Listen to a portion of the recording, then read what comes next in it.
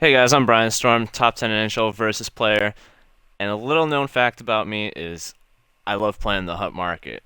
Every year since NHL 14, I've just been all over the auction house, just flipping players and amassing a huge amount of coins. In NHL 15, I managed to snipe in Ovechkin. I don't remember what kind it was, just special edition Ovechkin for 1 million, and he ended up selling for 2 million. So I ended up actually doubling, my gain, my return there. And so uh, this year, I want to show you guys three different ways that you can play the market, so that you're not just relying on just playing games to get pucks. You notice I have 50K. I started off this year with 10K. I got a Dougie Hamilton, and I sold them for 10K, and then from there, I was just flipping players over and over again for the past, like, 3 days, because the game's only been out for 3 days at the time of this video. So, if we go into the auction house, currently have 18 items for sale on the auction house. Carl Hagelin's one of the people I flip, so is Marian Gaborik. Quick little spoiler. I've also sold 127 people already. So if we go into the auction house under buy, the first two that I'm going to mention, first two little tactics, everyone does. But if you don't do them, well, then say hi to everyone, because you can also be a part of them. You should probably, if you're using any of these three tactics, always set your level to gold and rarity to rare, just because you'll get rid of a lot of the common players that you will not sell for more than like 1,000, even if you're lucky. Unless someone just mistakenly clicks your person for like 1 million, that would be pretty amazing, but not the point. So you set your level to gold, rarity to rare, and pretty much all of this you leave alone and you search. So the first one is trying to snipe people right before the auction ends. And the way that works is you look a little bit ahead, just so that you're not like trying to hurt yourself over these 1-second auctions. And you do need to kind of take note of like the prices of some of these people that you're gonna snipe. I personally have like an Excel sheet. Might be a little too nerdy for you guys, but I have an Excel sheet where I write down the prices of players. Although, I mean, if you're focusing on a small amount of players, then you could just remember their prices. But what you would do is you notice a high overall player. Usually these 85, 86s won't work too well. Like maybe David Backus, he's going for 6,500, but no, he's just buy now price. But you go for the current bid price and the starting price, and you just pretty much try to outbid someone else over and over again until you get it right. Dougie Hamilton's another one. Nope, 12,450. I guess in this case, you should probably switch your price range to how much money you have. In this case, I do 50K, but I'm not actually gonna be doing this method just because it's terrible. But a lot of people do that. You notice that one of these auctions, let's see. This one has a current bid of 500, but yeah, this one could work. It's a current bid of 500 on Nino. Nino goes for a little bit more than that. I'd say 1,000 is his buy now price. So we would just bid on him, raise that price, and someone's gonna try to outbid you. So you just keep fighting until you get a low, until someone just backs off of the auction. It's not a crazy secret on how to, do this, but that's just one method that people do. The other one, maybe a little less known, but still everyone does it, and that's why I don't do it, because it's just a crazy game of just luck and chance. The second one focuses on sniping good deals before anyone else can, with the buy now price. So I guess you would also set your buy now price to how much money you have. A lot of people, at least in the last NHL, I don't know, I haven't seen it too much in this NHL, they mess up the price of their cards. So Crosby's going for 300K, for instance. Someone might forget to add the extra zero, and he'll end up going for like 30K. And you just instantly want to snipe that, so you can get the best, best flip scenario. I definitely should have done by now to 50K. But I'll just keep talking. That's okay. We're almost there. I almost made it to the end. To the hour, of course. And so, this method is entirely based on luck, but you might find it a lot easier if you were to do it outside of the peak hours, because everyone is around at like noon. No, not really noon. I think it's like 4 p.m. to like 8 p.m. Eastern time, Eastern U.S. time. Of course, if you live outside the States, you can just use a time conversion chart for that.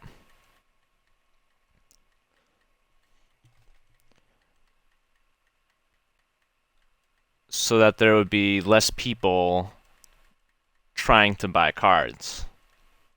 I found some success with this in NHL 15, but it's too luck based again. Alright, so we just made it to the 1 hour mark. Basically, you just refresh by pressing the left bumper and right bumper over and over again until you see a good deal. So if I were to go through this, so I think Stasny was the last person that was put up here, but he does not have a buy now price. So that's why you want to have a you want to set the maximum buy now price for the amount of gold that you have. But let's say,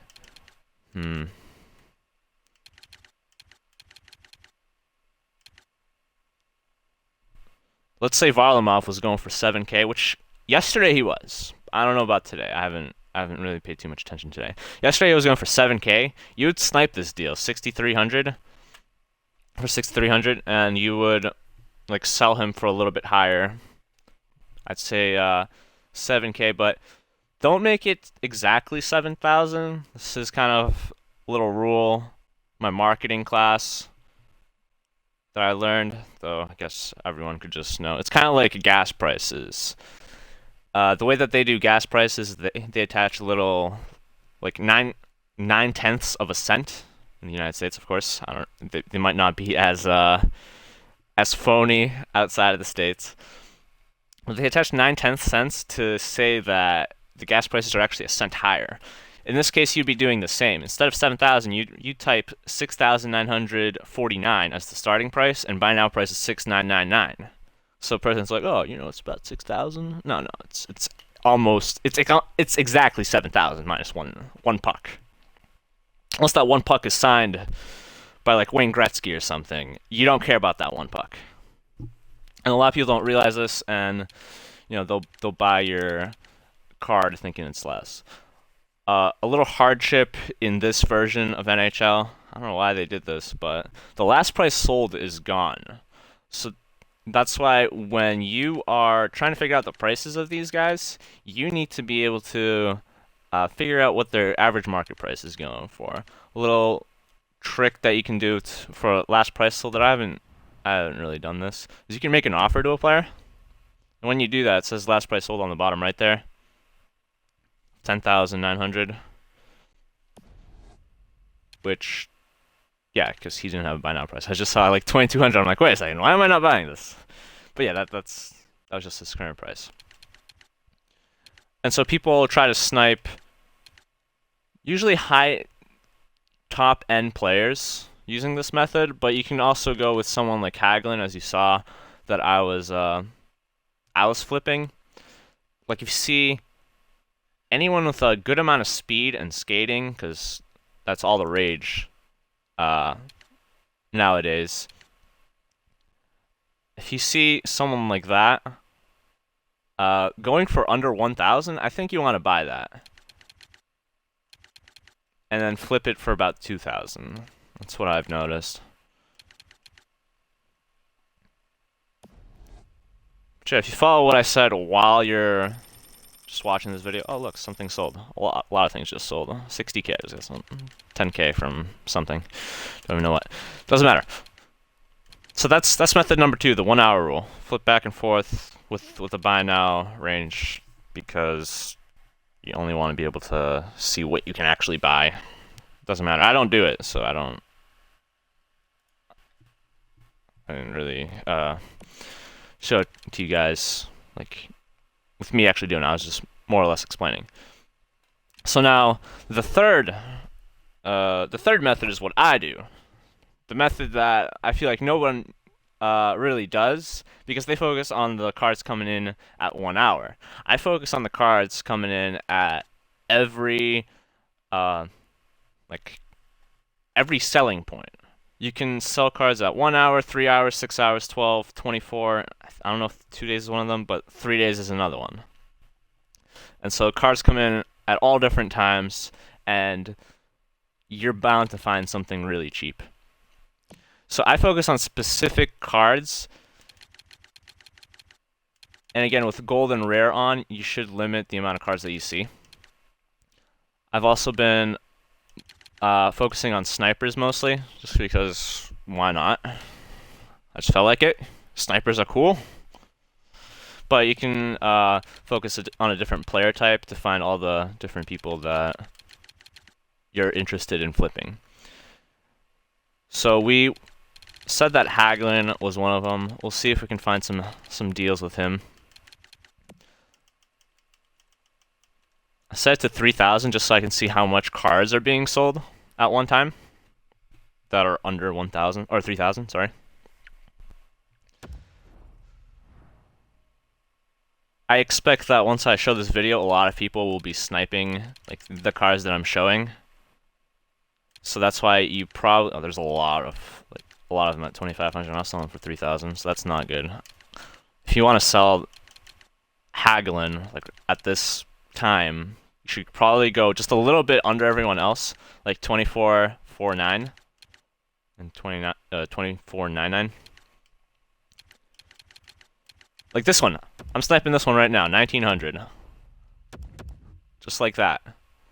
It was at the 1 hour mark for 1,900, and everyone's selling him for 2,500.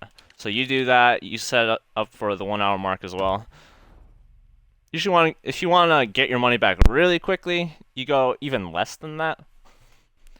Mine's just barely under everyone else. So it's not going to be like eye-popping as the one that I just bought. But I think early on you do want to sell it for much less. But when you have more money, you can let it sit there for a few hours. You also want to make sure that when you sell the card, you sell in 1 hour intervals, unless you're getting off, because that's usually where people will check if your card, or people will want to like buy your card at the 1 hour mark or less. Usually people like buy it on like impulse, where they'll buy it with like a minute left. Like, oh, this is a good deal, good card. I haven't seen this card yet. And then they look later and they're like, oh crap, it is actually worth a lot less or more. Or it doesn't matter. So that right there was Carl Hagelin. It was a little different with the Pittsburgh Penguins because Hornquist is kind of in the way. He doesn't sell for as much, so you kind of just ignore him. You just look for his face. You know what Hagelin's face looks like. You look for it everywhere. So that's one person. Gabrick was the other person that I use. It's also at a place where he shares his like sniper features with Tyler Toffoli.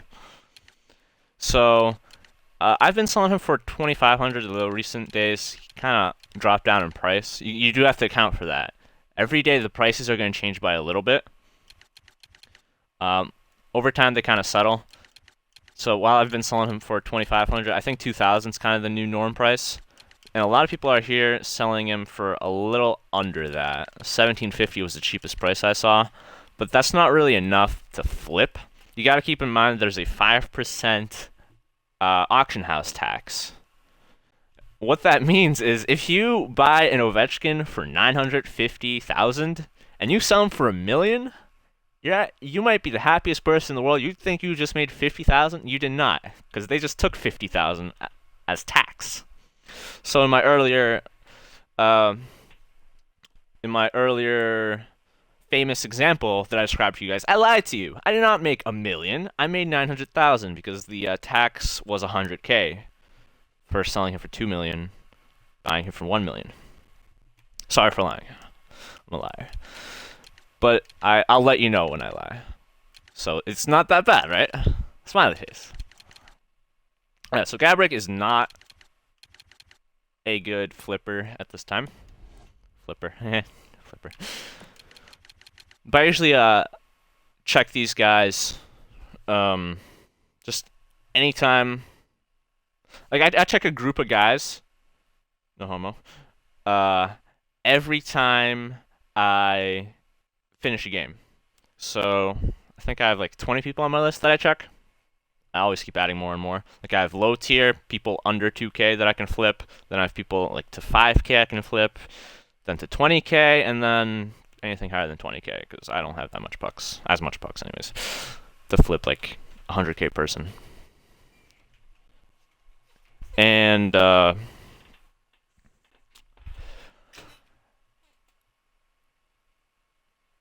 so let me show you another person that we can flip here.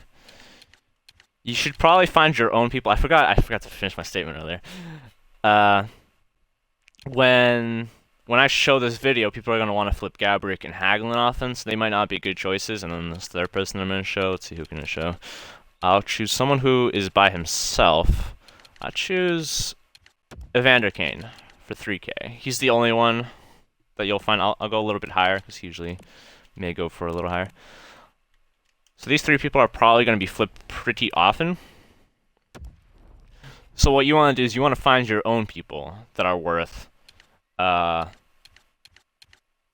good amount.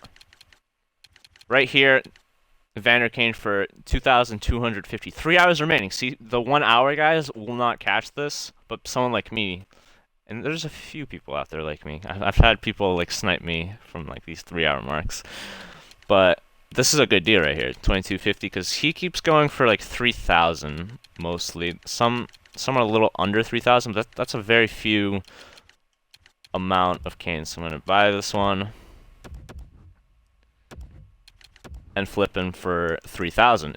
Remember, it's not exactly 3,000. I'm doing just a little under 2,949, 2,999. And again, at the 1 hour mark, this ensures that any Evander Kanes, like people are gonna be looking at the Evander Kanes if they want to buy him, and they'll usually only look at like the 1 hour mark. They'll notice there's 4 of them. There's this 2,500 one. There's a 2,600 one. This one's gonna expire soon, so it's not a big deal. So this actually could also follow the other sniping rule, the other flipping rule. You notice how the starting price is 1850. No one's bid on it, and there's 5 minutes left. So I'm gonna also put a bid on this one. You could follow this card until the auction ends. I usually don't care that much, unless it's maybe like a really good deal. But once people start fighting with you over a card, it just gets messy. That's why I love sticking to the buy now prices, because you'll either get it or you won't. Another little trick that I actually used to employ in NHL 16, I think it was. I've learned this one. I can make, if someone is fighting with me over this card, I can make them believe that there's another person fighting with us. So I put it at 1850. I'd raise the price to 1900, and then I'd raise the price again really quickly to 1950. And I feel like this might discourage some people, maybe not always, but it has worked for me when I was bidding on a 10K card, and I raised it up to like 10,200, 10,400, and then I went to 11K as my last one. But I did it really fast with 20 seconds left, because remember, anytime you bid on an auction that's under 20 seconds, it just reverts back to 20 seconds, just to make it fair, so you don't snipe things at the exact last second. And so I made people believe that, you know, that card for 11K had more than one buyer. So like, it's too much effort, whatever. They left it alone, and I was able to flip it for 20K. It's a lot of fun. So yeah, that is my first little tutorial on the auction house. Yeah, I got more pucks, which was probably that Evander Kane for 22. No, it wasn't. Never mind. Nope, changed my mind. Nope, probably not. I forgot there was other Evander Kanes, but maybe it was. So this is the first part of the tutorial. I hope you guys enjoy it. If you guys want to check out some other videos on how to score goals, I'm also putting up videos on that. I might add another little tutorial here for the auction house in the future. Because there's one thing I haven't really told you guys yet, but that's because it doesn't apply yet. But I'm sure it'll apply in the future. So, thanks for watching. If you guys have any questions, please let me know. Feel free to subscribe if you want some more content.